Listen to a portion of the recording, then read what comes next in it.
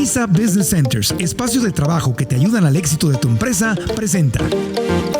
La abuela que se prostituía, obvio se vuelve un secreto familiar, pasan generaciones y la nieta o la bisnieta se prostituye.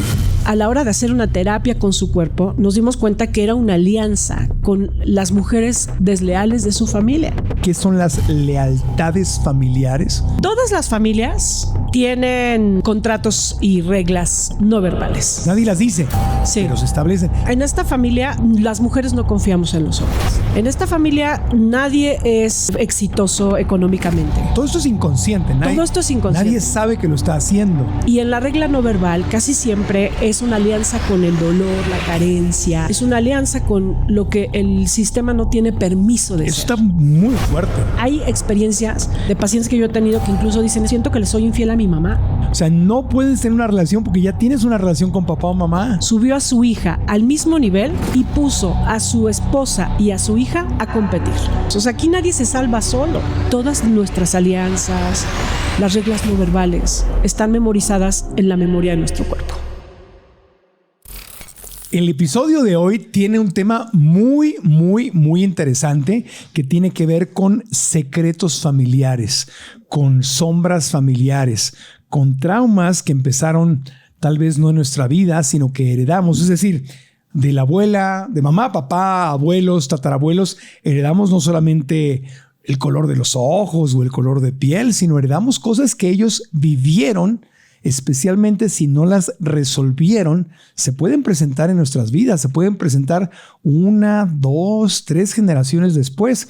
Eso se llama justamente sombras familiares o secretos familiares o acuerdos no verbales que se han establecido. Va a estar muy interesante el tema porque se presentan, es decir, por ejemplo, alguien en la familia se prostituyó, alguien en la familia mató a alguien en la familia traicionó, violó, abusó de alguien, pero se convirtió en un secreto porque daba vergüenza hablar de eso. Entonces, aunque los hijos no lo sepan, los nietos no lo sepan, los bisnietos no lo sepan, se puede repetir un patrón de conducta de algo que ni siquiera sabemos que sucedió en nuestras vidas. Está interesante el tema, ¿no? Y obviamente vamos a hablar de cómo sanarlo. Para eso, bueno, estamos de lujo porque regresa al podcast Ana Mar Orihuela, psicoterapeuta, tallerista, conferencista, escritora, creadora del método ERA, con más de 15 años dedicados al estudio de la mente humana, experta en nuestros niños interiores, amorosa, bella, inteligente. A través de sus libros, de sus consultas, de sus conferencias, ha ayudado a miles y miles de personas a sanar esas heridas de la infancia y hoy nos va a ayudar a sanar heridas que ni siquiera sospechamos que tenemos porque fue algo que nuestros antepasados vivieron. Así que el programa va a estar muy interesante. Estamos en el Hotel Fiesta Inn, Insurgentes Viaducto, con nuestras y nuestros estudiantes de nuestros cursos en línea que están aquí presentes. ¿Estamos listos para aprender? Entonces, ¡comenzamos! Episodio 321. El podcast de Marco Antonio Regil es una producción de RGL Entertainment y todos sus derechos están reservados.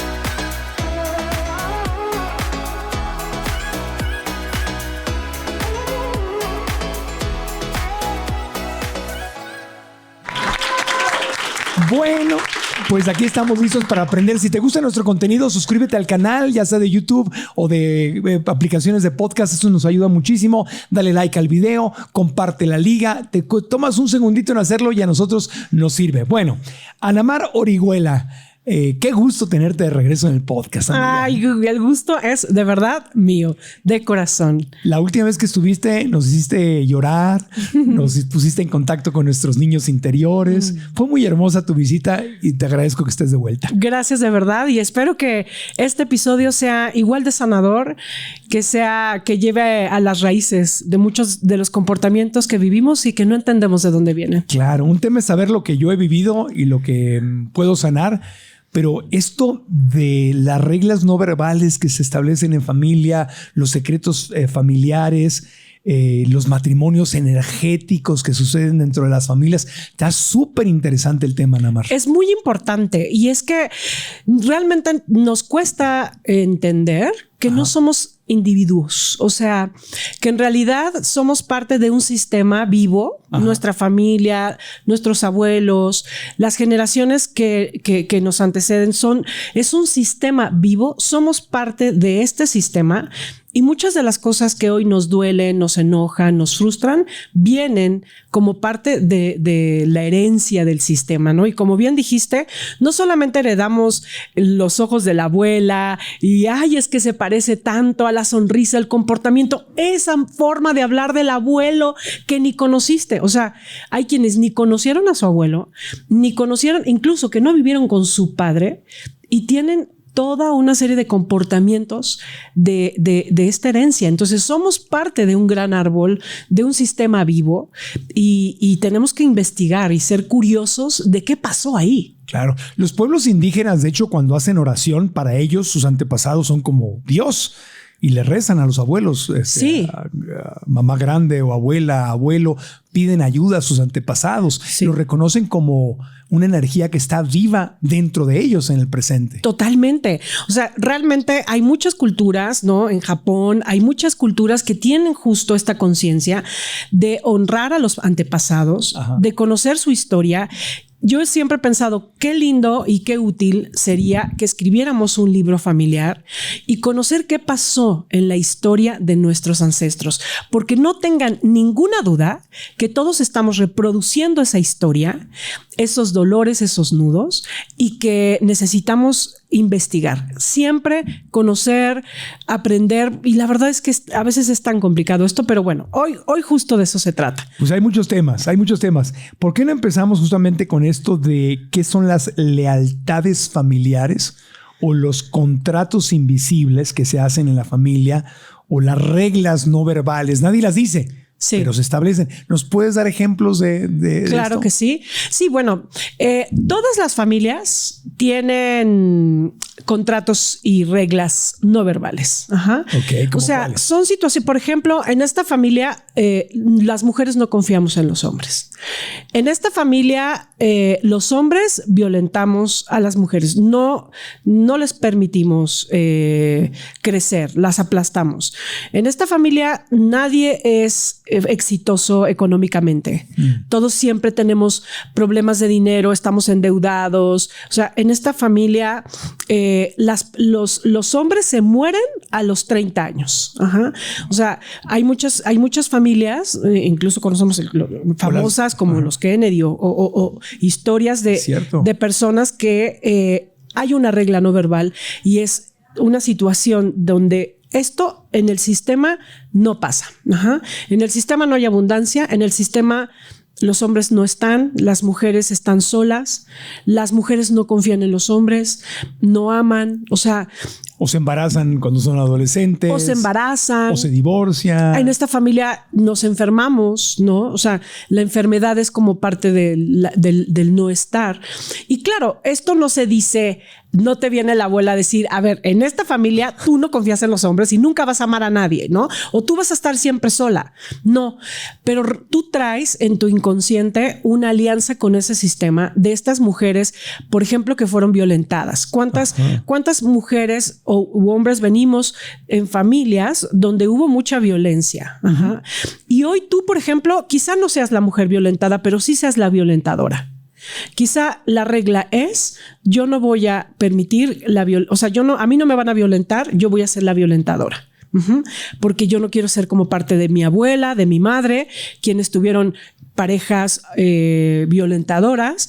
Entonces yo voy a reproducir eso. Y yo no sé por qué siento un enorme enojo con los hombres y quiero agredirlos. Es que es por mi regla no verbal. Ajá. Yo tengo una regla no verbal con las mujeres de mi linaje. O con los hombres de mi linaje, ¿no? Los hombres de mi linaje, todos fuimos atropellados en nuestra masculinidad. Somos ninguneados y somos controlados por las mujeres. O sea, aquí todos nos sometemos al matriarcado. Y tú, de repente, puedes ser el que represente la oveja negra de la familia, porque además este es un personaje muy interesante en sistemas, ¿no? La oveja negra es aquel que representa algo que rompe la regla no verbal. O sea, ¿cómo? tú vas a ser exitoso económicamente. ¿Cómo? Tú sí vas a tener una familia. A ver, no. ¿Tú quién crees que eres, no? O que representa lo negado del sistema, ¿no? Aquí todos somos disciplinados, todos somos perfeccionistas y la oveja negra es el artista desestructurado, que no obedece las reglas, que es caótico. O sea, realmente todos estamos representando un papel dentro del sistema. Somos parte de un sistema vivo y servimos a las reglas no verbales de este sistema, de lo que no ha sido permitido, de las cosas que nos han dolido, de los nudos que se han quedado ahí, de los nudos de dolor que se han quedado atrapados, traumatizando nuestro sistema.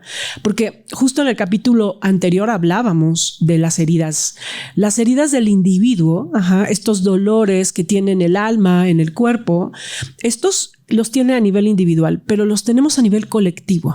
O sea, ese dolor de tu madre y de tu abuela de ser mujeres solas, cuando tú eres la hija de esa madre y de esa abuela, heredas esa regla no verbal. O sea, aquí no verbal, las mujeres... Nadie me dice que la tengo, pero es cultura, se practica, lo veo a mi alrededor, todo el mundo lo hace, se normaliza y por eso lo digo, pues así es la vida. Sí, o sea, ¿cómo sabes cuáles son las reglas no verbales de tus sistemas? Son sistemas de repeticiones que han vivido las mujeres y los hombres dentro del sistema y que ni siquiera te lo cuestionas. Es parte de la vida. Y las actúan. No se habla de eso porque las reglas son inconscientes y son reglas que seguimos por muchos aspectos. El primero, por pertenencia. O sea, todos queremos pertenecer. Tenemos una naturaleza de manada. Sí, ser parte de la tribu. Exacto. Nadie quiere ser el apestado, el desterrado, el rechazado. Nadie queremos ser eso. Entonces, sigues la regla no verbal porque quieres ser parte del sistema.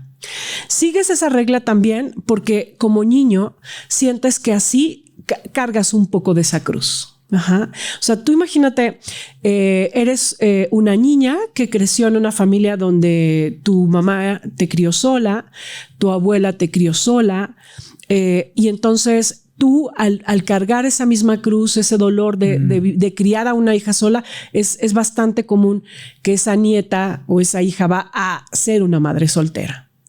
Y ahí es donde se convierte en una sombra. Y es ahí donde se convierte en la regla no verbal del sistema. Ahora yo soy nuevamente la mujer sola que va a criar una niña sola. Y con esto ayudo a cargar el dolor de las mujeres de mi linaje. Comparto el dolor. Voy y repito la historia. Todo esto es inconsciente. Todo esto es inconsciente. Nadie sabe que lo está haciendo. Así es. Porque, a ver, nosotros tenemos que entender que gran parte de lo que nos hace decidir y actuar en la vida está en nuestro inconsciente. O sea, realmente lo que hacemos consciente, eso que ya hemos traído aquí a la conciencia, eso ya está listo para sanarse. Sí. Realmente tienes que ponerte a trabajar, ser disciplinado, tomar decisiones, pero está listo para sanarse.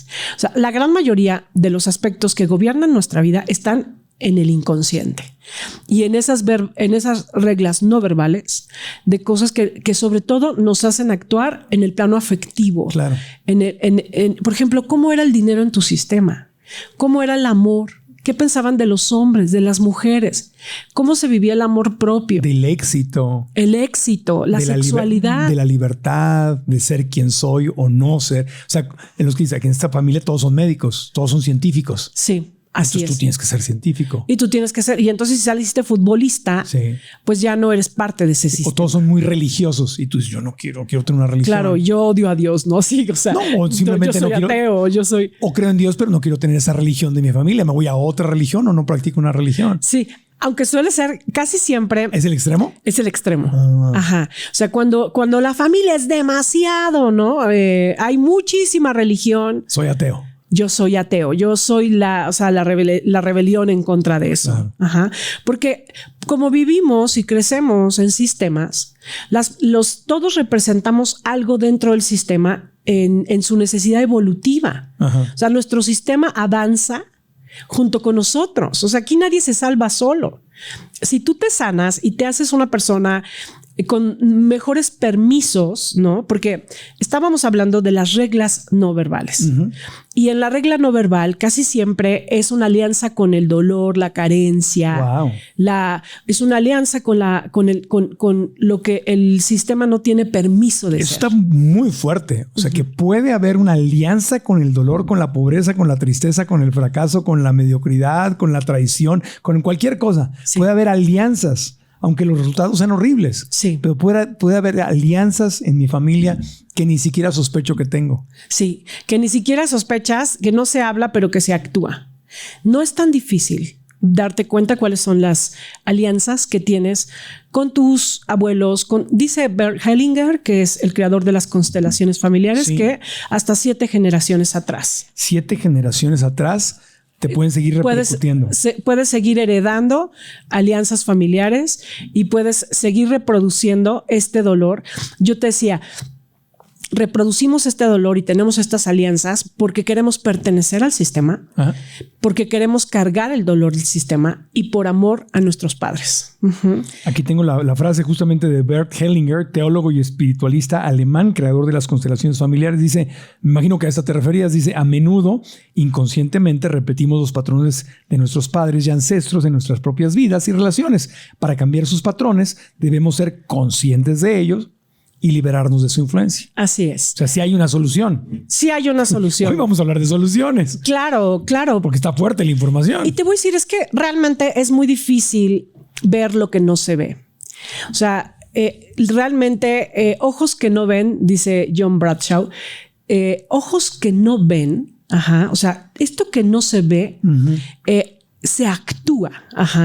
Realmente no lo vas a ver porque no hablamos de eso, pero lo actuamos y en tu sistema hoy se está actuando este dolor y esta alianza con la carencia, con las mujeres solas, con los hombres violentos, con el alcoholismo. Con el sufrimiento en general. Con el sufrimiento en general. Sí, oye, y ahí es donde, o sea, aceptamos estas alianzas para pertenecer, para cargar parte del dolor, para ser parte de la tribu, básicamente. Sí, y también para repararlas.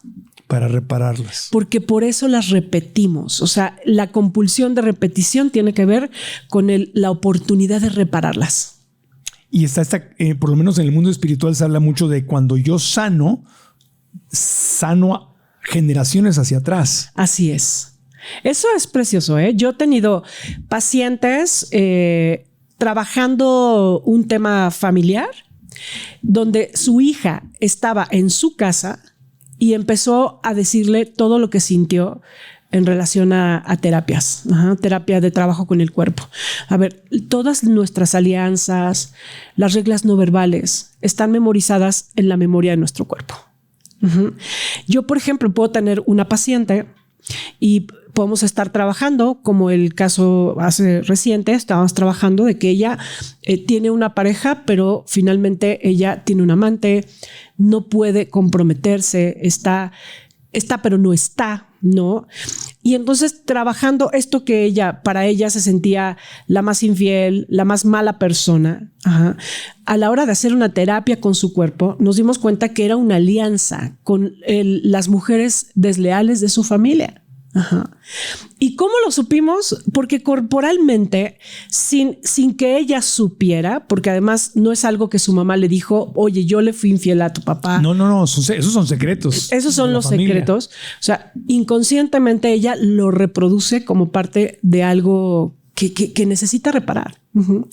Y entonces una terapia donde emerge ese secreto es una terapia que se trabaja con el cuerpo. Ya lo vamos a hablar con más profundidad. Sí, en el siguiente segmento vamos a hablar de los secretos. Sí. Entonces sana ella, si ella sana hacia atrás y obviamente sanas hacia adelante, porque entonces tus hijos o tus nietos no van a repetir ese patrón. Así es.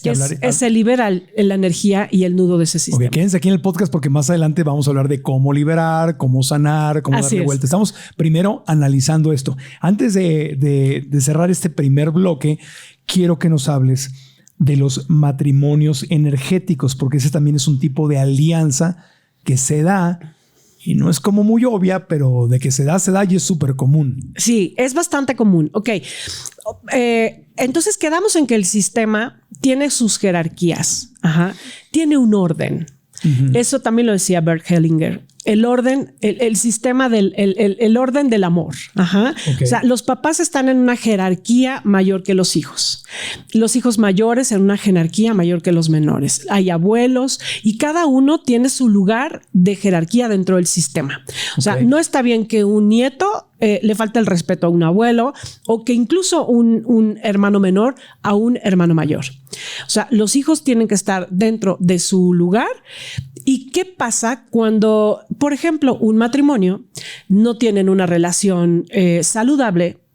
Entonces el papá hace a su hija su princesa, su amor, y la cuida y la ama y la considera antes que su mamá y la pone siempre como su prioridad y es su linda, su princesa. Y su esposa ahí. La que siempre está enojada, inconforme, insatisfecha, pero esta es su princesa. Lo que hace el papá es que sube a su hija al mismo nivel de jerarquía. O hasta más arriba. Eso es un matrimonio energético. Eso es un matrimonio energético porque ahora él subió a su hija al mismo nivel y puso a su esposa y a su hija a competir. Y a su hija a sentir que él tiene la relación con su papá. Son estas mujeres u hombres que tienen 30, 40 y que no pueden establecer una relación de pareja porque ellas o ellos ya tienen una pareja, que es su padre o su madre. Y eso es algo que no es que, claro, tú les dices, oye, es que tienes un matrimonio energético con tu madre o con tu padre. Y ellos, claro, van a decir, no, ¿qué te pasa? Nos tiene aquí con la boca abierta, ¿a poco no? Como que, wow, el cerebro me está haciendo, me está dando vueltas. O sea, no puedes tener una relación porque ya tienes una relación con papá o mamá. Así es, porque, o sea, los lugares el lugar está ocupado. A ver, por ejemplo, cada uno de los lugares de nuestro sistema tiene un campo energético, ¿ok? O sea, el lugar de mi pareja, si yo ya ocupé el lugar de mi pareja y soy la pareja de mi padre o de mi madre, entonces ya no tengo disponibilidad. O sea, yo tengo que cerrar ese contrato, ese matrimonio energético con mi padre, porque además es una cuestión muy dolorosa. O sea, si el papá te sube y te hace su mujer, no tiene que haber sexo, evidentemente, es un matrimonio energético, emocional. Te hace su mujer, esto rompe tu relación con tu madre porque te pone a competir por el amor y la atención del papá, ¿no? O sea, las pone a competir. O sea, la hace fiel a él, eternamente fiel a él en este matrimonio y en una vida de mucha insatisfacción. Todo esto está en el inconsciente.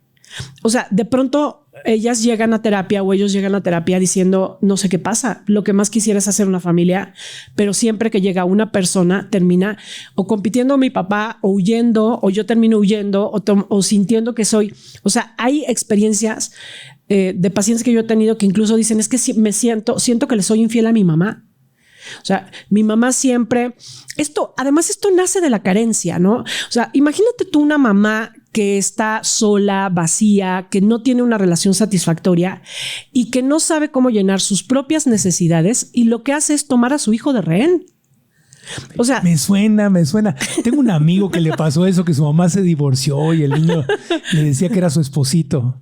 Sí. Así mi mamá sí me decía. Le decía a todas sus amigas, Marco Antonio es como mi esposito, porque me llevaba a todas las reuniones o a las entregas de premios cuando ella ganaba premios por su trabajo y todo, y me decía que era su esposito. Sí. El que llevaba a la convención, llevaba para todas partes. Sí. Entonces era un matrimonio. Por eso no me he casado. Ya entendí, fíjate.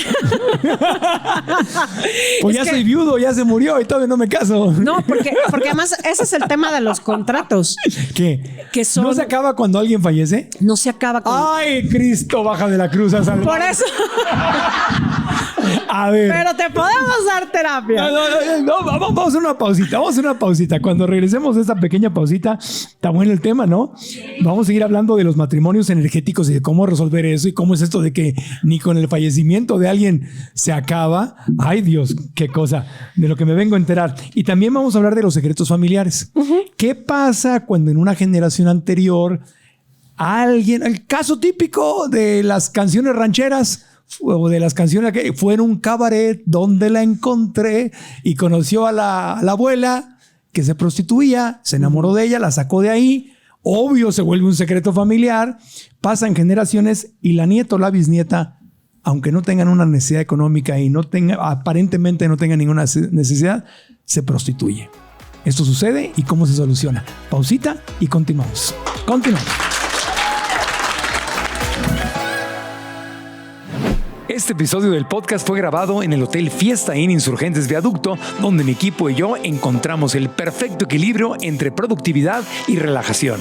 La ubicación del hotel es estratégica, ya que se encuentra en el cruce de Avenida Insurgente Sur y Viaducto en la hermosa Colonia Condesa. Además de habitaciones cómodas y amplias, el hotel cuenta con servicio a la habitación las 24 horas, un deli abierto todo el día, gimnasio, wifi de alta velocidad y un restaurante con deliciosas opciones veganas. Además, está cerca de lugares como el World Trade Center y el Castillo de Chapultepec. Si planeas visitar la Ciudad de México, te recomendamos Fiesta Inn Insurgentes Viaducto. Haz tu reserva en fiestainn.com. Repito, fiestainn.com.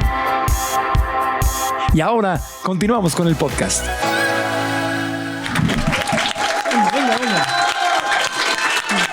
Soy Marco Antonio Regil, seguimos en el podcast. Ana Mar Orihuela está con nosotros aquí. Esto, antes de ir a los secretos familiares, esto de los matrimonios energéticos nos ha impactado. Sí, porque además te voy a decir... especialmente.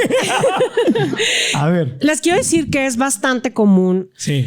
Porque realmente crecemos en familias donde los papás no son responsables y conscientes de sus necesidades. En matrimonios donde en esta idea de ser felices para siempre, en realidad no hay una relación satisfactoria para ambos. Nos quedamos atrapados desde nuestra codependencia en relaciones que no nos satisfacen, sí, ¿no? Llenas de carencia. Claro. Entonces, es muy común que en este entorno el papá o la mamá tomen a un hijo para poder llenar esas necesidades, claro, para no sentirse solos. ¿Cuántos de nosotros o cuántos de ustedes vivieron mamás y papás que se las pasaban platicando de su dolor, de quejas de papá, quejas de mamá, de situaciones con el dinero, temas que como niño no sabes cómo cargar ni resolver, que no tienes la capacidad de digerir, claro, y que esa es la forma en la que un papá o una mamá te lleva hacia el siguiente nivel de jerarquía, ¿sabes?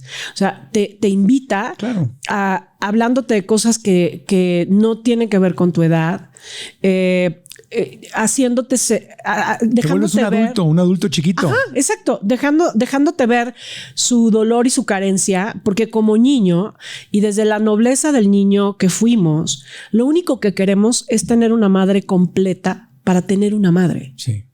Y vas a hacer lo que sea como niño para tenerla completa, así sea escuchar sus lágrimas, sentir que tienes que hacer algo para hacerla feliz, estudiar, ser perfeccionista para que ella esté contenta. Ya, deja de hablar de mí. Ya, agárrate otro ejemplo, por favor.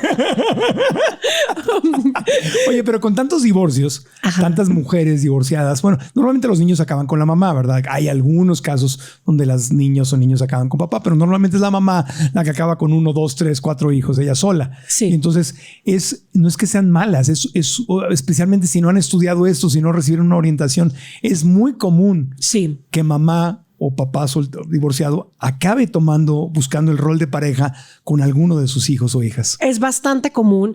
Y les quiero decir, el tema tiene que ver con la falta de responsabilidad afectiva que tenemos como individuos. O sea, efectivamente vamos a ver realidades así, pero como papá no puedes recargarte en tus hijos porque no es un abuso. Pues no hay educación psicológica, emocional, nadie te prepara para eso. Sí, y por eso vamos generando estos ejemplos de que mi mamá va enfrente en el coche y mi esposa atrás, ¿no? O mi mamá es como la wow de lo máximo y tú eres una X, así que eso muchas veces lo hicieron mamás que hicieron a sus hijos su pareja porque realmente no los trataron como hijos, sino como sus amores incondicionales y ellas, mi hijito, yo te doy y te cuido y lo máximo y a ver una mujer que realmente te cuide, te llega a la altura como yo y está compitiendo con la nuera, ¿no? O sea, de a ver, y tú si le guisas tan rico y por qué traes así la camisa, pues porque era su esposo, ¿no? O sea, y eso para... Estoy oyendo todos los ruidos que salen aquí del público. Empiezan así como cuando mi perrito se queja. No. Se siente que están hablando de ustedes, ¿sí? Bienvenidos al club. Es muy duro estar compitiendo con una suegra. No se puede, o con un suegro. Claro, o con un suegro, de que entonces, como ya es su terruño, ¿no? Y ella hizo un matrimonio. De verdad, yo tenía una paciente que una vez me contó algo de las cosas más cabrosas que escucha uno en terapia. A ver, cuenta. De que estaba... Chismecito espiritual. Estaba ella, o sea, la mamá, una mujer muy matriarca, hizo a su hijo súper dependiente económicamente, o sea, ella era la fuerte. O sea, es la mejor manera de coser a tus hijos a tus faldas. O sea, no le permitas desarrollar su individualidad. Sé sobreprotectora y así van a estar siempre comiendo de tu palma. Nunca se van a ir y siempre van a depender de ti. Suena a telenovela. Horrible. Sí. Es así, de macabro. Pero es inconsciente, ¿eh? O sea, digo... Es por un miedo. Tengo miedo a que me abandonen. Así es. Miedo a quedarme sola, miedo a que me dejen. Así es. Entonces, pues voy a ver la manera de... yo los voy a sobreproteger, los voy a cuidar, les voy a dar. Yo con el dinero como papá o como mamá, porque también lo hacen los patriarcas, como dinero yo voy a hacer que ellos dependan siempre de mí. Claro. Y eso los va a mantener siempre comiendo de mi palma y bajo mi control. Sí, pasa mucho en las familias que tienen dinero, donde te casas y el papá o los abuelos te regalan el departamento. Así es. Uy, pero con ese departamento no tiene un precio. No es gratis, mi amor. No.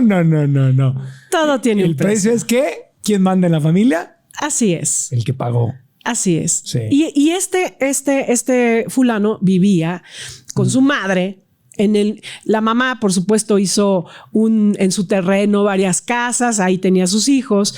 Me decía en algún momento mi paciente, es que la mamá es tan enferma que cuando estamos haciendo el amor o cuando nos estamos bañando, ella entra a la habitación. ¿Cómo? No. Ella entra a la habitación. No, digan todos, no.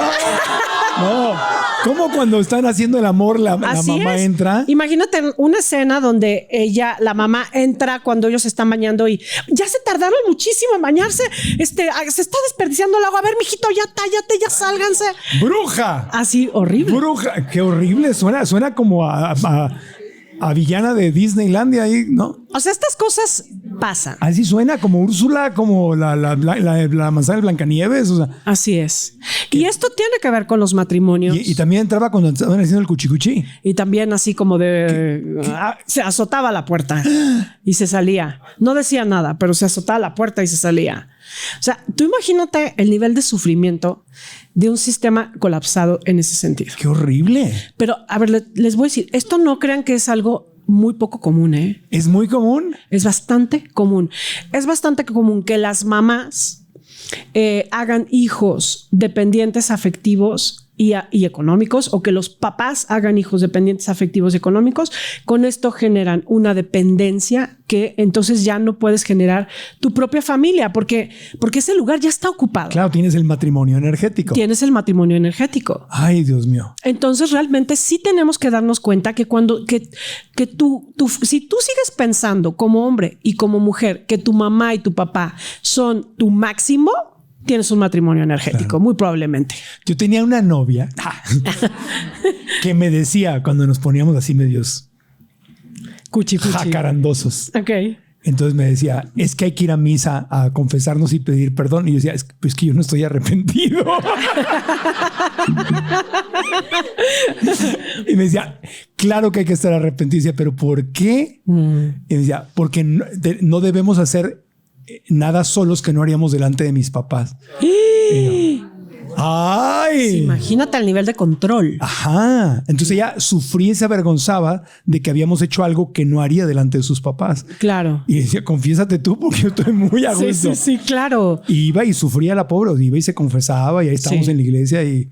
¿no? Es un ejemplo de una educación basada en la falta de individualidad y del respeto. Y ahí no era con el papá, era como con los dos, como ese matrimonio energético era como con papá y mamá. Sí. No, o sea, sí se da también. Sí, claro, porque, a ver, cuando los papás eran poliamorosos ahí. Exacto.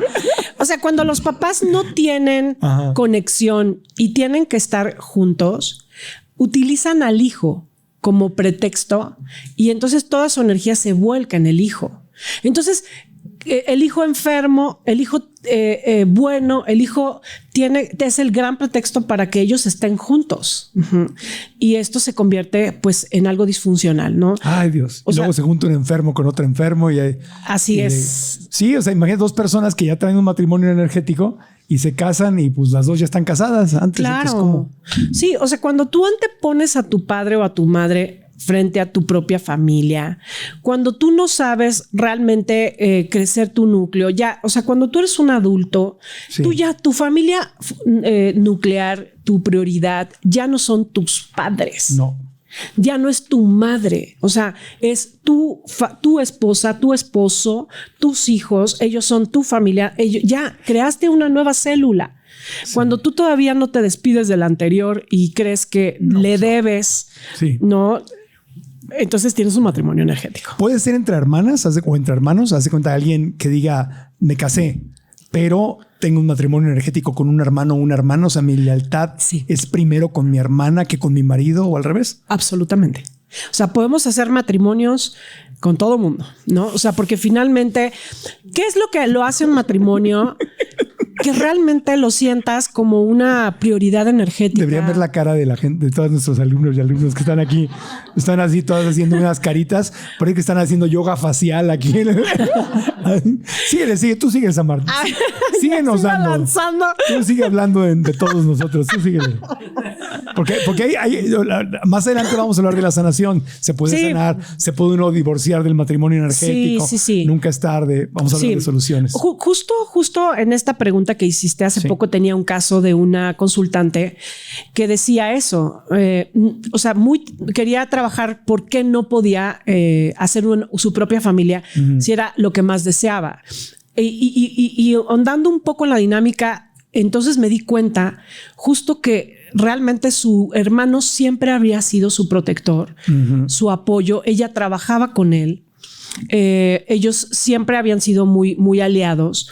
Y entonces cuando una pareja venía o cuando ella conocía a alguien, claro que empezaba a entrar en competencia siempre con el hermano. Para el hermano nunca era suficiente alguien para ella y ella terminaba dándole el mayor peso a su hermano y terminando la relación.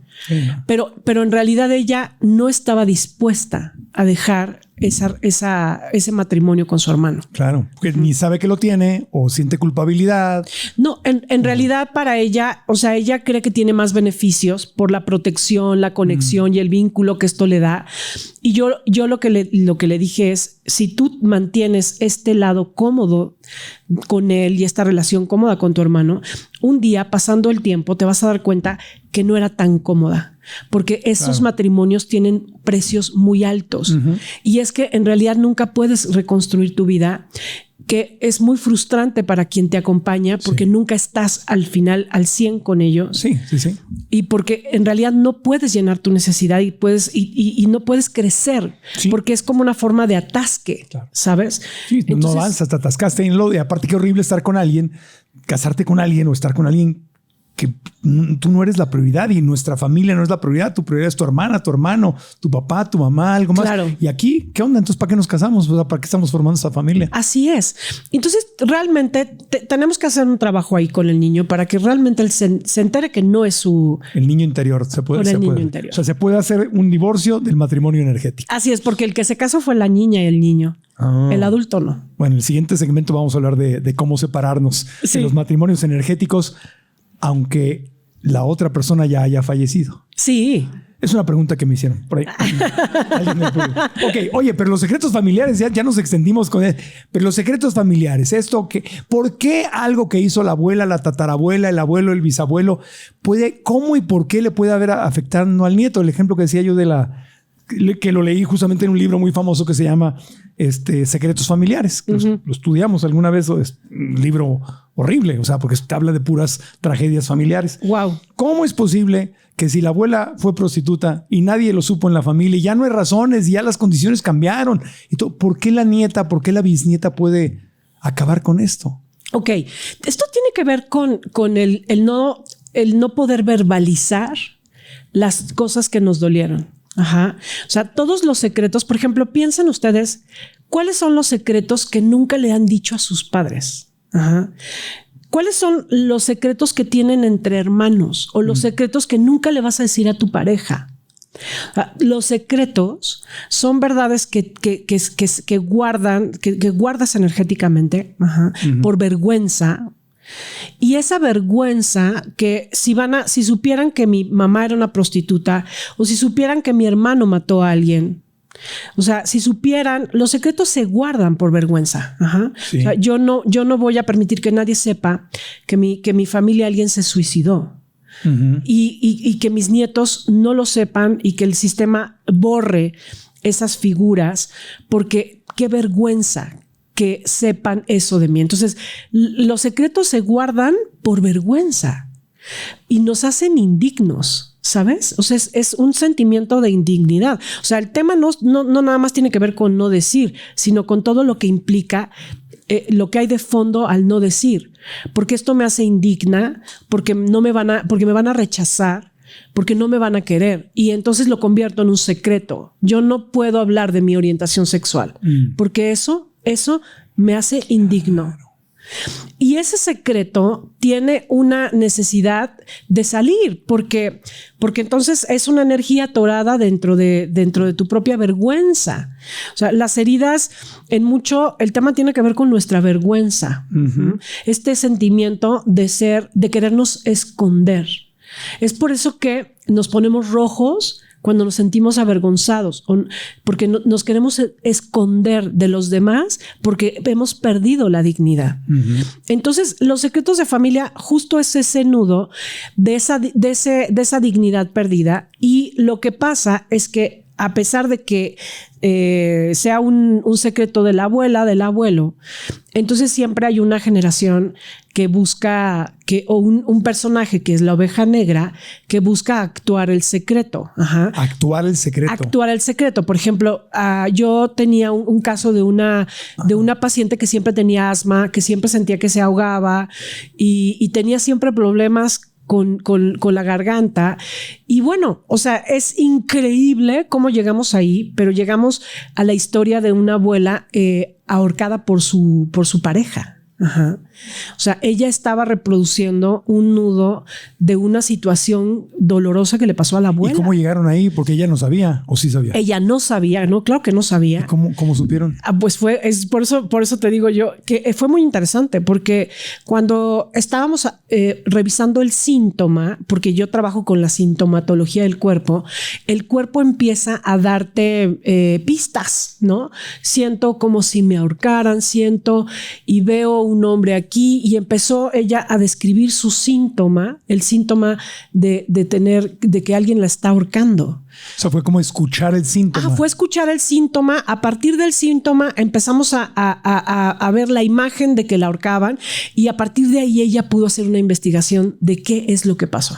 Fue a preguntar. Fue a preguntar, a investigar, claro. Eso es súper interesante. Nosotros, cuando estábamos en ese programa de psicología espiritual, leímos ese libro, Los secretos familiares. ¿De John Bradshaw? Ajá, exactamente. Según recuerdo, sí. Y la tarea, que duró 3 meses, era ir a entrevistar a todos nuestros tíos, abuelos, toda la gente grande de la familia que estuviera viva, obviamente, ¿no? No usamos la ouija ni nada, sino simplemente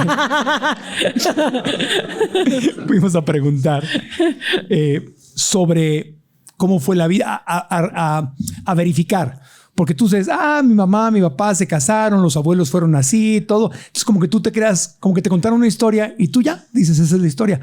Pero aquí lo interesante es que cuando vas y hablas, a mí me pasó con mis tíos, ya cuando tienen más de 70, 80 años, te empiezan a contar todo lo que jamás te hubieran contado cuando tú eras chiquito y ellos tenían a lo mejor como 40 o 50. Claro. Y empiezan, no, mi amor, eso no fue así. No. Mira, lo que pasa es que ya no tiene nada que perder. Sí. Y muchas veces ya, como los abuelos o los bisabuelos ya fallecieron, entonces ya tampoco están aquí, ya no hay a nadie quien defender. Y empiezan a salir las historias. Y entonces hicimos anotaciones y investigamos. Fue muy interesante lo que cada uno de los alumnos encontramos al hablar. Aquí van a salir todos. Abuela, no te me vayas. Sí. Cuéntamelo todo. Es que sí. Porque realmente no sabemos muchas veces ni la historia de nuestros padres. No. Sabemos la historia oficial. La que contamos. La aceptable. Cuando eras niño. Sí. Pero de adulto y ellos ya grandes te pueden contar una historia que no es la historia oficial. La gran mayoría de nuestros padres tienen una historia no contada que tiene que ver con secretos de situaciones que estamos reproduciendo. O sea, por ejemplo, como mamá, tú nunca le vas a decir a tu hijo que tú lo ibas a abortar. A mí sí me dijo. Ok, pero generalmente no. Normalmente no. O sea, no lo harías. Sí, ¿no? Porque... Normalmente no, pero mi mamá era muy platicadora. Ok. Bueno, imaginemos que la mamá no se lo dijo. Sí, por medio de las mujeres no le dirían a su hijo, estuve a punto de abortar. Estuve a punto de abortarte. No le vas a decir, oye, tu abuelo abusaba de mí. Claro. No le vas a decir, tu papá me golpeaba cuando tú tenías 3 años. O sea, estas historias generalmente no se las vamos a decir a nuestros hijos. Sí, o la abuela era prostituta, bailaba ahí en un cabaret. Así es, ¿no? O fuimos los apedrados del pueblo, porque en realidad la abuela andaba con todo el pueblo, ¿no? O sea, qué vergüenza. Qué vergüenza, porque éramos los más pobres y siempre traíamos los zapatos rotos. Sí. Y entonces nadie nos quería. Qué vergüenza, ¿no? O sea, somos una cultura que todos estos aspectos nos hacen guardar una vergüenza muy profunda. Pues te proteges. Y te voy a decir una cosa. De alguna manera, toda nuestra necesidad de marcas, cuerpazo, estatus y todas estas cosas finalmente cubren. O sea, ¿qué están cubriendo? Maquillaje. ¿Qué están maquillando, no? En términos de nuestra vergüenza. Claro. Y la verdad es que todo eso, por ejemplo, cuando una mamá estaba a punto de abortar a su hijo, o sea, ese hijo puede tener mucha predisposición a la muerte y él no lo sabe, es un secreto. Ya. Ok. O sea, ¿Cómo? Sí. Si tuvieron intenciones o contemplaron la posibilidad de abortarte, ¿cómo que el hijo puede tener predisposición a la muerte? Ojo, porque no tiene que ver con todo, depende del contexto. Ay, estos episodios siempre acaban dándome terapia a mí. Tiene que ver con el contexto, porque no es lo mismo. O sea, no es lo mismo.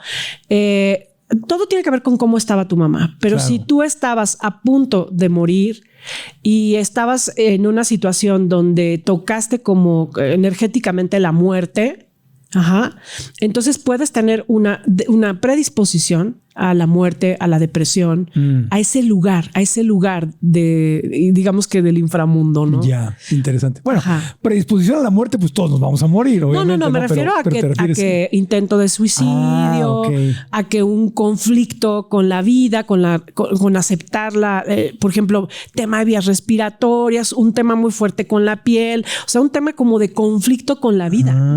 Ok, ya entiendo. Ok, ya. Eso puede ser. Podemos avanzar. Sí. Bueno, entonces, pero todo esto se puede sanar. todo esto se puede curar. Así es. Hay que darnos cuenta. Sí. Y se puede sanar. ¿Qué te parece si en el siguiente y último segmento del podcast hablamos de cómo sanar pues todos estos secretos familiares, de cómo terminar con estos matrimonios energéticos, de cómo cobrar conciencia y soltar, pues para que no lo sigamos pasando a las siguientes generaciones y para sanar nosotros en nuestra vida?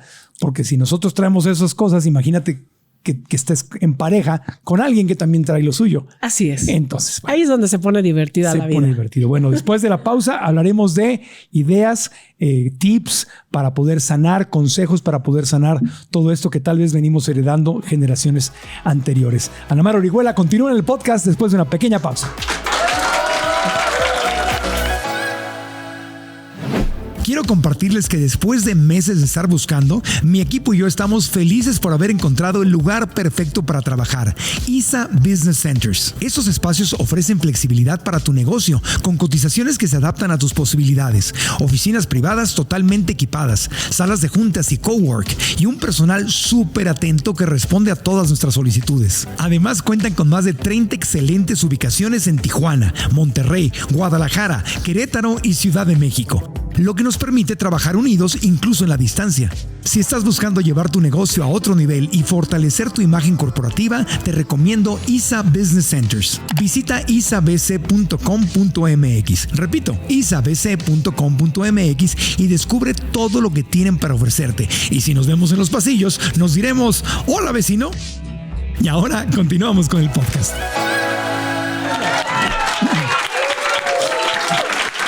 Bueno, pues estamos de regreso. Ana Mar Orihuela, soy Marco Antonio Regil. Seguimos en el podcast. Qué interesante platicar. Bueno, está interesante la conversación. Qué cosa. Levante la mano honestamente. ¿Cuántos se identificaron con algo de lo que Ana Mar estaba diciendo? ¡No se hagan!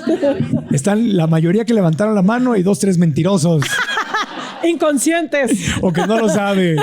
No lo saben. No, sale. Y aparte también uno puede heredar cosas maravillosas. O sea, no todo lo que se hereda es oscuro. Hay cosas preciosas que heredamos, pero pues esos no son problemas. Eso no son problemas. Eso, qué lindo, qué bonito. Y que también es importante validar. Y creo que, y me encanta que digas esto, porque yo pienso que nadie puede aceptar los dones sin ver primero los conflictos, ¿sabes? Claro, viene en el mismo paquetito. Totalmente. Cuando tú estás enojado o cuando estás inconsciente de una parte de todo esto, por ejemplo, una persona enojada con su padre nunca va a poder aceptar los dones que tiene su padre. ¿Ok? Sí. O sea, cuando tú tienes un dolor, casi siempre es una forma de desconexión y de desvinculación con el sistema y no vas a poder aceptar los dones del sistema. Vas a primero a tener que resolver tu conflicto y después vienen los dones, que es lo que le pasa a mucha gente en terapia, que de pronto se reconcilia con su madre, trabaja con su padre y de pronto ve cosas que fueron maravillosas, que fueron buenas y que su enojo jamás les permitió validar. Entonces eso también pasa cuando sanamos. Fíjate, la psicóloga francesa Anne-Anceline Schutzenberg, ¿te suena el nombre o no? Sí. ¿Sí? Sí. ¿Te suena? Dice, determinadas realidades son tan difíciles, lo que estamos hablando de los secretos de familia, ¿no? Dice, determinadas realidades son tan difíciles que los padres deciden callarlas. En la primera generación es algo indecible. En la segunda, un secreto de familia. En la tercera se convierte en un impensable genealógico. Es decir, que ni siquiera se puede pensar. Sí. Está prohibido. ¿Se acuerdan de la película, una muy bonita de Coco? Sí, Coco, claro. Que justamente habla de una alianza familiar donde se acuerdan que la abuela odia. La abuela Coco. La abuela odia. La mamá de Coco. La mamá de Coco. Odia a su pareja porque se fue. La abandonó por la música. Ajá. Entonces ella. El que toque la guitarra. Ya nadie puede tocar la guitarra, que es un poco lo que dice la frase, ¿no? En esta familia no se toca la música. En esta familia odiamos la música. Claro. Eso ya es algo impensable porque para ese sistema. Porque el abuelo abandonó a la abuela por la música. Por la música. Entonces tú no puedes tocar una guitarra. Entonces todo el sistema reprime la música y entonces siempre está la oveja negra. La oveja negra es el chiquito. Miguel, el niño, sí, exactamente. Es el niño, ¿no? Entonces, o por ejemplo, también en otra película que habla de todo esto que estamos hablando es Encanto. Encanto, sí. No se habla de Bruno. Claro, no se habla de Bruno. O sea, no se habla. Cada uno de los personajes de esta película tiene el papel que jugamos dentro de los sistemas. Está, por ejemplo, Luisa, que es la fuerte. En un sistema siempre está la rescatadora o el rescatador, el héroe. Sí. Está siempre la oveja negra, que es ella la que no hereda dones. El estelar de la película. Pero en ambos casos, según recuerdo, cuando van y descubren la verdadera historia, no era así como lo habían contado.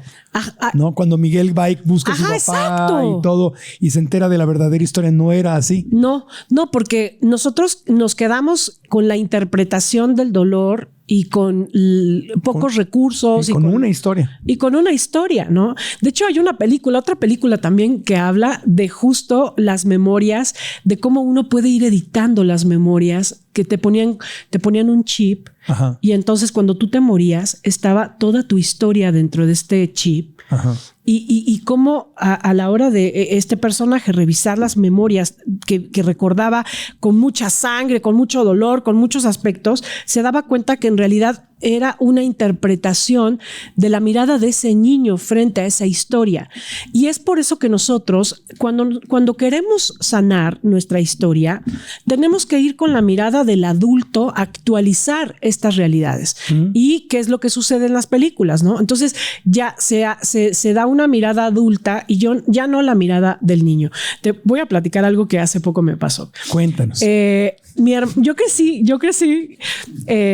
Yo crecí en Cuautitlán Izcalli y yo recuerdo la casa de esa casa cuando yo era niña. Tenía un triángulo que era un jardín que yo veía como niña enorme, ¿no?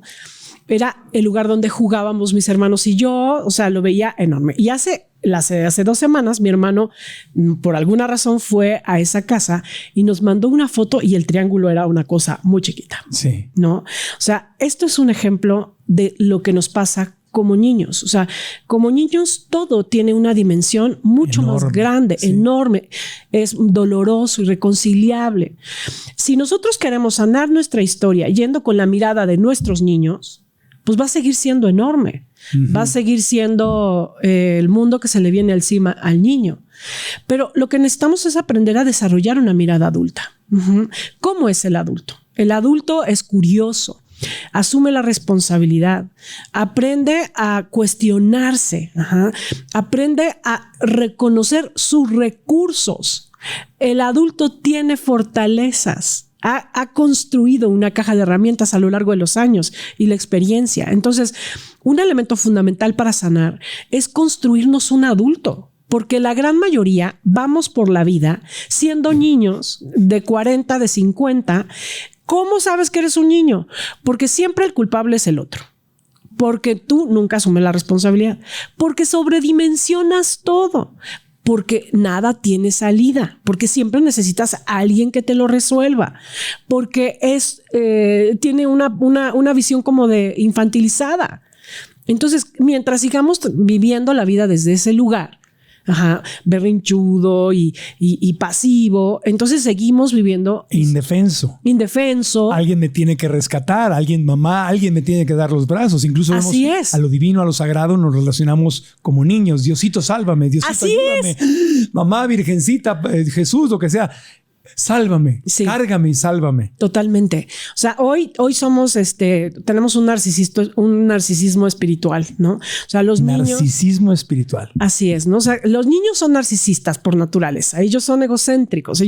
Su mamá, su papá es de ellos. Ellos son el centro. Mío. Todo es por mí. Mis papás se pelean, es por mí. Todo. Mi juguete, mis zapatos, mi cuarto, mi mamá, mi. Eso va cambiando en el mejor de los casos. Claro. ¿No? Pero en realidad, o sea, muchas veces estamos viviendo la vida como niños, tomándonos las cosas personal, sintiendo que Diosito nos va a salvar, el yoga, la meditación, todo el conocimiento que tengo, y no asumo realmente la responsabilidad de lo que se trata es de que tiendas tu cama, ¿no? O sea, de que te hagas responsable. De que te hagas responsable de las cosas más comunes, como tus reacciones violentas, que te hagas responsable de tu miedo, de la forma en la que te tratas, de cómo has relevado a tus padres contigo mismo, de cómo te tragaste estos dolores generacionales y los hiciste tuyos y los estás reproduciendo sin cuestionarse nada. O sea, ¿no te has cuestionado de por qué todas las mujeres de tu sistema están solas? ¿Por qué los hombres siempre tienen temas con el alcohol? ¿Por qué hay un abuso, ¿no?, dentro del sistema? O sea, dejemos de negar lo que sucede y convirtámonos en adultos que se cuestionan, que investigan, que son curiosos, que asumen la responsabilidad y que saben que hay una salida. Entonces, paso número 1 sería: tengo la intención de sanar. Sí. Esa es mi intención. Mi intención es sanar. ¿A quién le gusta esa intención? Sí, no, pues para dejar de sufrir. O sea, en vez de ir al pare de sufrir a dar $100, pues mejor yo voy a hacer mi pare de sufrir y me doy mis $100. Sí. O los invierto en terapia o algo. Tengo la intención de sanar.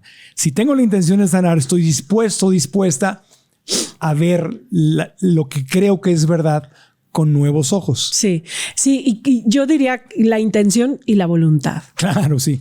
Porque tengo la intención, pero un día voy a ir a sanar. Tengo toda la intención, mijito. Todos tenemos la gran intención de muchas cosas. Pero a ver cuándo. El lunes. Ajá. El lunes. Sí. Ahora para el año nuevo. El lunes. Sí. Entonces, la intención, la disposición, la voluntad de ir. La voluntad y yo diría también el amor propio. Marco. Claro. Te voy a decir, el motor que nos tiene que mover para de verdad creer que hay algo mejor, que hay una realidad más abundante, más amorosa, es el amor, ¿sabes? Nos hace falta amor y aprecio por nosotros y visualizarnos con ese merecimiento y en esas realidades que merecemos. No merecemos estar sintiéndonos tan solos, estando con parejas solo por dinero. No nos merecemos estar en posiciones donde siempre estoy soñando algo que nunca concreto. No te mereces estar siempre enfermo, deprimido. No te mereces estar peleando con la vida. No te mereces... O sea, la vida realmente... o sea, podemos estar de pronto peleados y de pronto nos puede molestar todo, pero no vivir así. O sea, yo creo que necesitamos crecer una autocompasión, que es un modo de amor propio que nos ayude de verdad a tener el motor y la voluntad de que esa intención se concrete. Sí. Porque creo que ahora somos súper bien intencionados, ¿no? O sea, este mundo está hecho de muy buenas intenciones. Sí. Y el amor propio también a veces significa voy a pasar por el dolor necesario para sanar. Así es. No, porque si traigo una herida, estoy lleno de pus y todo, pues voy por amor y el doctor me va a abrir. Sí. Me va a sacar el pus, me va a poner algo para sanar y me va a doler. Sí. Pero lo voy a hacer a pesar de que duela, porque eso es amor. Amor no es evitar el dolor. Sí. A veces el dolor, no digo que siempre, pero a veces el dolor es necesario para sanar. Sí. Y ver esto, ver los secretos familiares, darte cuenta que tenías un matrimonio energético, duele. La terapia y la sanación no es la cosa más cómoda del mundo. No, de hecho no es la cosa. Yo siempre les digo a mis alumnos, va a llegar un momento en que no van a querer venir y que van a encontrar cualquier pretexto. Porque el dinero, el trabajo, el tráfico. Y creo que eso es algo que también es muy común. O sea, no, muchas veces nos cuesta trabajo invertir dinero en una terapia o invertir dinero en un trabajo de sanación, ¿sabes? Pero una bolsa y unos zapatos, oye. Y te lo gastas en otras cosas. Otro iPhone, venga. ¿no? Porque eso sí me da, miren, ¿no? O sea, el estatus. Sí, un reloj, venga. Ajá, ¿no? Sí. Aquí está mi valor, miren, ¿no? O sea, aquí está. Y entonces realmente invertimos en cosas. Yo hace poco conocí a un personaje lleno de dinero. O sea, un tipo muy rico que se ha dedicado su vida a hacer mucho dinero. Y que ¿Carlos Slim o quién? No tanto. El tío Richie. No tanto. ¿Quién? No tanto, pero es un personaje que veía una historia llena de infidelidades, de abuso con mujeres, de enojo con ellas, de rechazo. Y yo pensaba, ¿cómo podemos dedicarnos la vida a hacer dinero y no a sanar nuestra... Para lo mejor trae un dolor muy grande y se adormece con el dinero, puede ser, ¿no? Porque puedes hacer mucho dinero y vivir a todo el lujo puede ser también una forma de evadir la realidad, ¿no? Sí, pero al final la realidad te alcanza, ¿no? Sí. O sea, creo que al final sí puede ser que todos hagamos cosas para evadir nuestra realidad. Pero les voy a decir una cosa, la vejez va a ser... A todos nos va a llegar. Y a todos nos llega esa factura. Uh-huh. Y es ahí donde vamos a ver qué es realmente lo que integramos, porque los aspectos dolorosos y todas estas alianzas y todas estas situaciones que no trabajamos de nuestros dolores y nuestras heridas se despiertan en la vejez y se hacen más grandes. Es así como nos pasa con el cuerpo. Es que yo antes a mí nunca me cansaba así, yo nunca me dolía aquí, nunca me tronaba aquí, y llega un momento en que ya estás ahí físicamente. Así pasa con el mundo emocional. Claro. Y lo no sanado no se va, sino regresa. Y vas cargando con cada vez más achaques emocionales. Sí. Y al rato ya es un infierno tu cabecita porque sí. Tienes tanta información y tantas cosas no sanadas. Sí. Y luego las heredamos. Así es. Y las vas a heredar, porque además eso es algo que no puedes, no porque no se los hayas dicho, no porque no los vieron, está dentro del campo vivo del sistema al que pertenecemos. Claro. Yo siempre pienso en que, a mí me parece muy inspirador pensar en la sanación, en mi sanación, pudiendo liberar a mi hija y pudiendo darle mejores permisos a quienes hoy acompaño, o sea, como un modelo, como una referencia. Eso me inspira de muchísimo. O sea, me parece algo extraordinario que tú no heredes casas, no heredes dinero. O sea, heredes una vida de un trabajo personal lleno de respeto, de amor, de compromiso. Sí. Y de verdad le invertiste adentro, así como le invertiste afuera. Sí. Uh-huh. Heredar salud emocional. Sí. Heredar buenos hábitos, heredar el hábito de comunicarte, de hablar, de explorar, sí. de revisar para sanar. Sí. Y si me heredan una casita también no pasa nada. No. No estamos peleados. Pero que no esté llena de fantasmas y sale el fantasma del tatarabuelo ahí, claro, que no ha sanado. Y que además esa casita tenga un contrato inconsciente, ¿no? Porque claro, entonces ahora tú vas a tener que representar al abuelo, ¿no? Claro. Si te quedas con esa casa. O sea... ¿Qué eso es lo que hacen las constelaciones? Yo nunca he hecho una... ¿Ustedes han hecho una constelación familiar? Levante la mano. ¿Quién la ha hecho? Levante la mano. ¿Quién no la ha hecho? Levante la mano. Ok. ¿Quién ni siquiera había oído hablar de una constelación familiar? Aquí hay varios que no. Ok.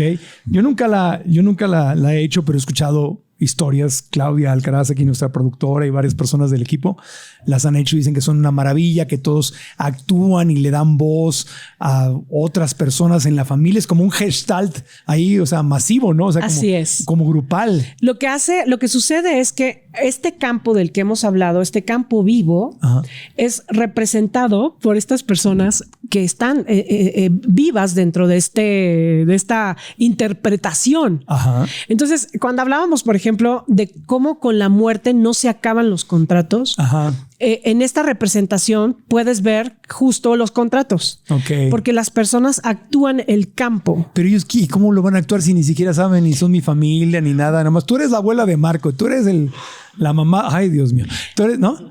Justo porque se ponen a disposición del campo y hay un permiso. Sí. Del campo. Del campo de quien está trabajando ese tema. Ajá. El campo es la energía, es el, digamos, cada uno de nosotros somos un sistema físico, uh-huh, pero todos tenemos un campo energético. Ajá. Oye, y hacemos un campo colectivo. ¿Y esto es una creencia más espiritual o tiene alguna evidencia científica? Digo, no estoy, nada más porque luego ya es que andan las crucifixiones de que eso es charlatanería. Sí. Eso no tiene evidencia. Entonces, sí, yo creo que, mira, ha habido muchos científicos, doctores que trabajan con este tipo de teorías, pero son tan energéticas, Marco. O sea, ¿cómo puedes medir y hacer una investigación en relación al campo y cómo se manifiesta? Entonces, ¿no hay evidencia científica? No hay evidencia científica, pero sí hay, por ejemplo, grandes como Bert Hellinger, que, ajá, dedicó toda su vida a trabajar con el campo. De hecho, okay, de ahí viene el concepto, ¿no? Un John Bradshaw o todos estos que han dedicado toda su vida a trabajar con toda esta, sí, energía, y que realmente no sabría si había una investigación al respecto, sí. Pero quienes trabajamos con el alma, con trauma, con, uh-huh, nudos energéticos, a mí me ha quedado muy claro eso, ¿sabes? Claro. Que yo necesito prepararme, no solamente por comprender y trabajar psicológicamente a mi paciente, sino poder acompañarlo espiritualmente y poder tener herramientas a veces hasta chamánicas dentro de una sesión, porque de verdad las necesitas. O sea, si tú quieres estar realmente al servicio de alguien, Por ejemplo, yo tenía un día una paciente que llegó con un asma, una situación que llevaba días desde que se mudó a una casa. Yo realmente, como trabajo con el síntoma del cuerpo, ella empezó a decir que se sentía asfixiada, que desde que, bueno, total, el caso es que una mujer se murió asfixiada en la casa donde ella llegó y de alguna manera ella se le pegó. O sea, ¿cómo, dónde, en qué materia de la escuela te enseñan sácale el muerto al otro, ¿no? Pues no. O sea, realmente no. Es algo que tienes que aprender porque sí pasa, ¿sabes? Okay. O sea, porque sí lo encontramos, quienes estamos trabajando energéticamente, sí lo encontramos en nuestros pacientes y queremos ayudarles. Y ahí lo único que nos ayuda es nuestro servicio, la fe, y entiendes que estas realidades no son científicas y que y que sí existen. Claro. Y que hay que validarlas, no porque no se ve o porque no se mide, no existe. Ya que nada más es responsable decirlo. O sea, esto no tiene evidencia científica, sin embargo, a mucha gente le da resultados y ya si tú tienes una mente abierta y quieres explorar esto, pues adelante, ve y explóralo.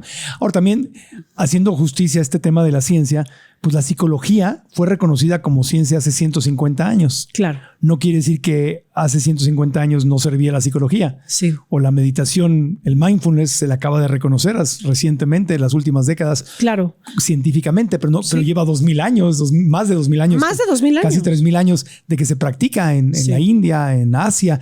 Entonces, la ciencia poco a poco ha ido comprobando algunas cosas, otras no. Sí. Y siempre hay algo hoy que no está reconocido científicamente, que tal vez se reconozca en el futuro científicamente, ¿no? Sobre todo porque también para las investigaciones científicas se requieren presupuestos que muchas veces o sea, las farmacéuticas u otras son... Tiene que haber alguien interesado. Tiene que haber alguien con un gran presupuesto para querer comprobar que esa realidad existe como lo que sucedió en el mindfulness y que gracias a eso podemos validarlo. Pero eso existía, ¿no? O sea, creo que nos hace falta quien pueda generar esa investigación, pero sin duda quienes trabajamos con eso todos los días sabemos que existe y que es real, y hay muchos doctores psicólogos que han trabajado y que tienen libros que documentan todas estas realidades y que han hecho teorías y trabajos muy profundos. Y que bueno, pues ahí están como herramienta, ¿no? Es como el tema del sueño, ¿no? Sí. De los sueños, ¿no? Que existen también desde hace miles de años. Se llamaban sueños yógicos. Ahora la psicología moderna les llama sueños conscientes, se llaman, ¿o cómo se llama? O sea, cuando te das cuenta que estás lúcidos. Gracias. Sueños lúcidos es el nombre que le da la psicología moderna, y los sueños yógicos es el nombre que recibían desde hace miles de años. Sí. Pero es un campo increíblemente interesante, pero ¿a quién le interesa hacer un estudio sobre eso? ¿Quién va a hacer dinero con que la gente tenga sueños lúcidos o sueños yógicos? ¿Quién está motivado y tiene millones de dólares para ponerte a hacer? Entonces, la ciencia lo ha demostrado, no lo ha demostrado. Lo que dices tú es muy importante. O sea, no estamos descalificando a la ciencia. Sí. Estamos nomás diciendo que para que haya estudios científicos tiene que haber alguien con mucho dinero, muy motivado, para meterse a estudiar eso. Sí. ¿Y por qué lo voy a hacer? ¿Qué voy a vender? ¿Qué producto voy a vender si la gente tiene sueños lúcidos? Claro. ¿A quién le beneficia? ¿Cómo me va? A la humanidad nos beneficia. Sí. Pero no hay una empresa privada, o tal vez sí la hay y no lo sabemos y están haciendo ya los estudios. No sabemos. Entonces el tema, yo creo que sí es responsable decir, oye, esto tiene evidencia científica y esto no.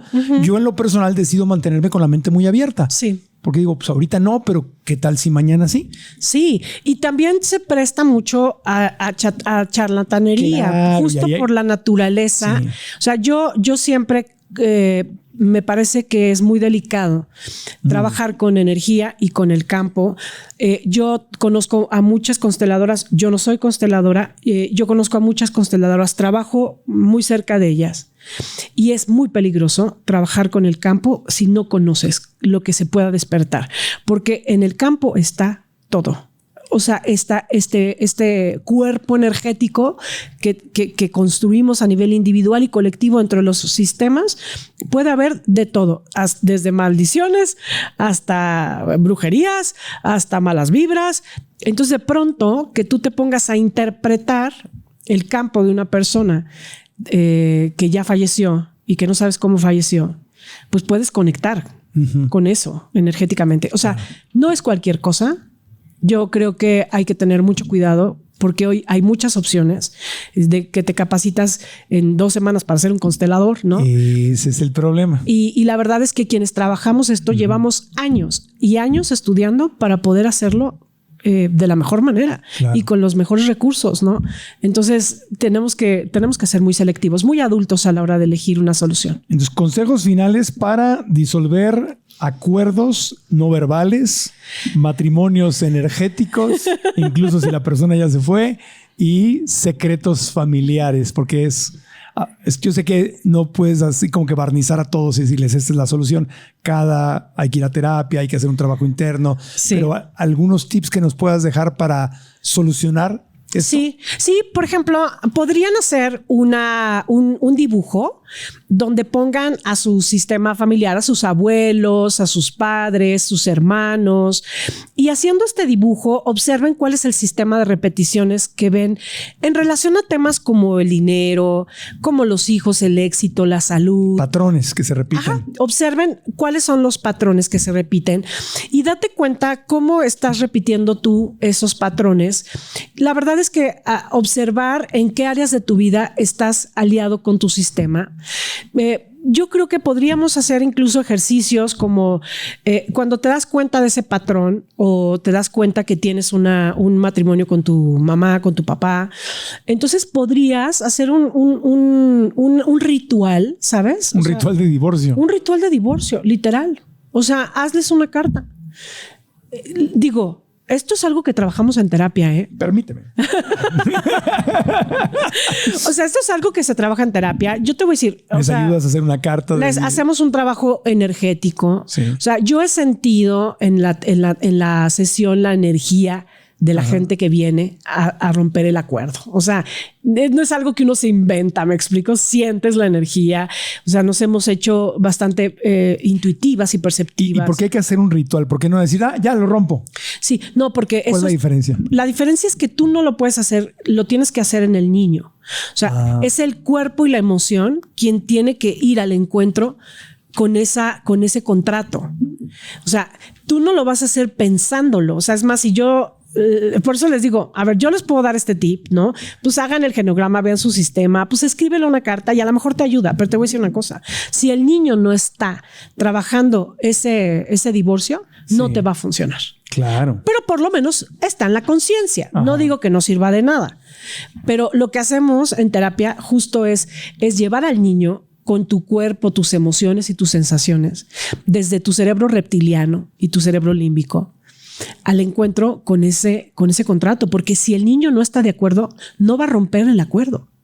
O sea, él tiene que saber que todo va a estar bien, que tiene en ti alguien que lo cuida, que va a tener, que no es desleal, que no es culpable, que puede entregarle esa responsabilidad a su madre o a su padre. Claro. Y que él va a estar bien. Y eso es algo que se hace en terapia. Claro. Porque para lo mejor ese niño o esa niña interior, ese acuerdo es la conexión que tiene con sus papás o con quien tenga ese matrimonio. Tú no se lo vas a quitar si no le das algo a cambio. Vamos a romper este acuerdo, pero no vas a perder a tu mamita, a tu abuelo, a tu hermano, a tu hermana, porque lo vamos a renegociar. Así es, lo vamos a renegociar. Esa es la clave, la palabra clave. O sea, el niño solo puede romper los contratos si tú le ayudas a hacer una renegociación con eso. O sea, algo tiene que llegar a cambio. Algo tiene que llegar a cambio. No lo va a soltar de la nada porque tiene todo su derecho. Y ahora quiero decirles que el niño no es una metáfora bonita. O sea, es un sistema vivo que controla nuestras vidas, que está tiene el poder ejecutivo de muchas cosas y que necesitamos aprender a conocer. O sea, yo siempre digo, sanar nuestras heridas tiene mucho más que ver con conocer nuestros sistemas lastimados que sanarlos, ¿me explico? O sea, algún día los sanaremos. Sí. Pero conocerlos es fundamental. Entonces, el niño es quien hizo el contrato, la alianza, el acuerdo. Ese es el niño con el que tenemos que trabajar. Y yo les voy a decir, necesitas trabajarlo en terapia. No está tan fácil de siéntate un domingo que no estés haciendo nada y ponte a escribirle. Es que realmente no sabes. Puede ser que sea desbordante. Puede ser que toques cosas que no puedes gestionar solo. Puede ser que en realidad lo estés haciendo mentalmente y no sirva de nada o sirva muy poco. O sea, es el experto, es el terapeuta. Sí, con un profesional, una profesional de la salud calificada para ponerte en sus manos. El podcast es un punto de inicio. El podcast no es terapia. El podcast es el punto de inicio que te inspira a tomar acción individual y recorrer tu camino. Y de verdad la terapia, pese a que, claro, tocas dolor y a veces no es cómodo, o sea, es el regalo más amoroso que se puede dar a una persona. Uy, porque del otro lado hay libertad. Claro.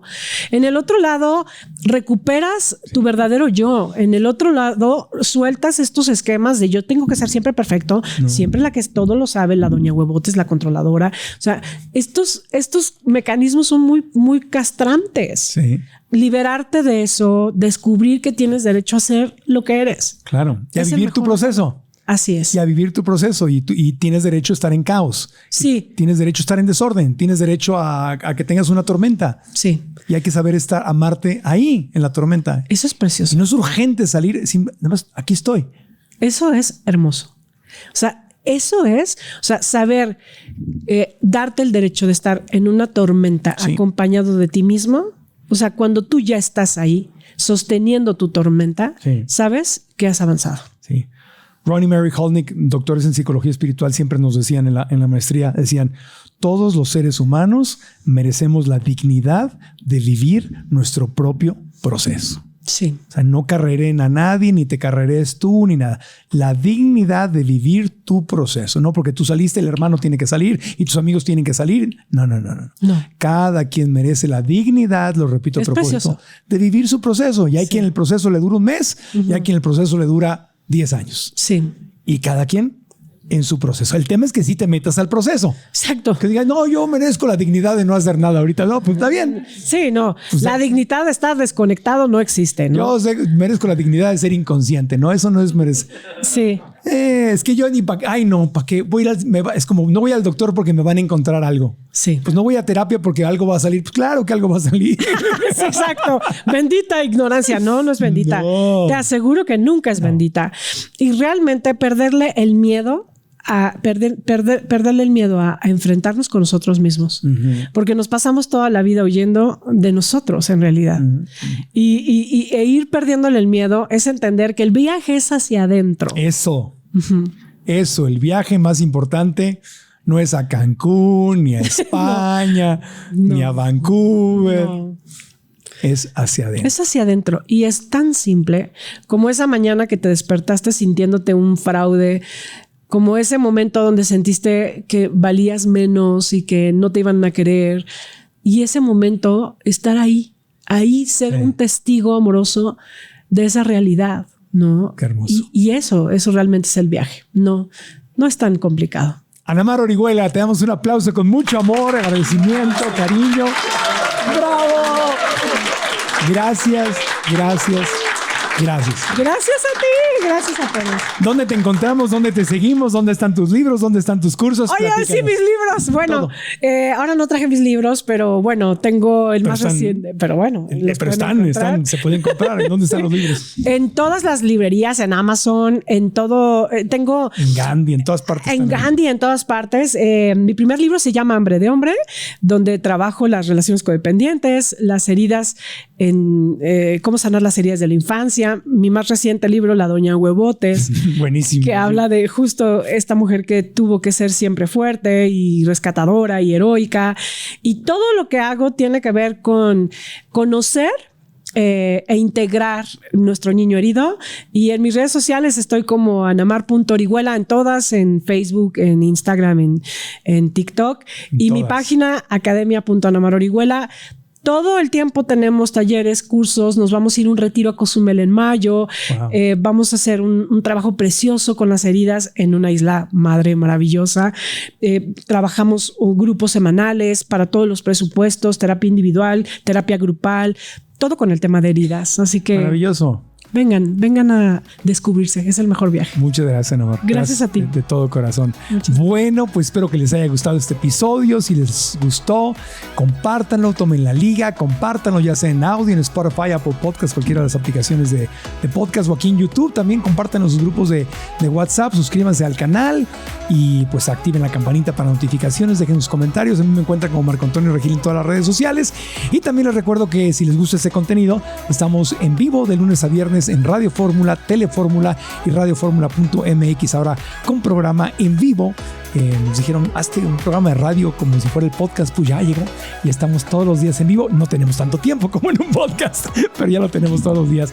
Gracias al Hotel Fiesta Inn Insurgentes Viaducto. Gracias a nuestras alumnas y alumnos hermosos que están aquí en vivo en este podcast. Gracias a ustedes. Y recuerden, alcanza tu máximo potencial. Hasta la próxima. Gracias.